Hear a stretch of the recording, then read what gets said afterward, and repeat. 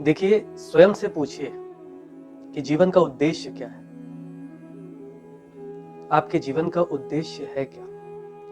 और अपने उद्देश्य का सम्मान कीजिए।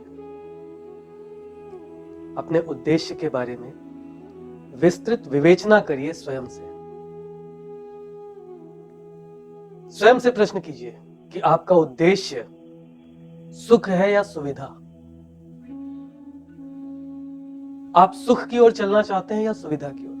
देखिए, आध्यात्म कहता है कि जीवन सुख की ओर चलना चाहिए, सुविधा की ओर नहीं। और भौतिकता कहती है कि जीवन सुविधा की ओर चलना चाहिए, सुख की ओर नहीं। दोनों चीजें अलग हैं। आपके पास बहुत सुविधा है तो आवश्यक नहीं है कि आपके पास सुख भी हो, और आपके पास बहुत सुख है तो यह आवश्यक नहीं कि आपके पास सुविधा भी हो। आजकल हम सुख और सुविधा दोनों का सामंजस्य बिठाने की कोशिश करते हैं।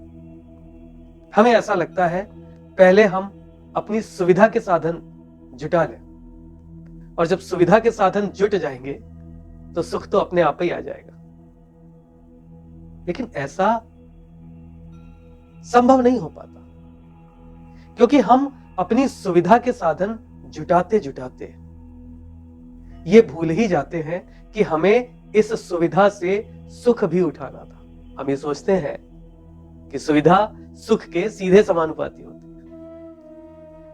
जितनी सुविधा मिलती जाएगी उतना ही सुख मिलता जाएगा, और हम एक अंधी दौड़ में पड़ जाते हैं जहां हम सिर्फ और सिर्फ सुविधा के साधन खोजते रहते हैं, और ये सुविधा के साधन ढूंढते ढूंढते हम दूसरे की असुविधा का भी ध्यान नहीं रखते। और जब ऐसा होने लगता है तो जो हमारे जीवन का उद्देश्य था, सुख, वो कहीं दूर छूटने लगता है। ध्यान रखिएगा, जीवन सुख पे चलना चाहिए, सुविधा पे नहीं।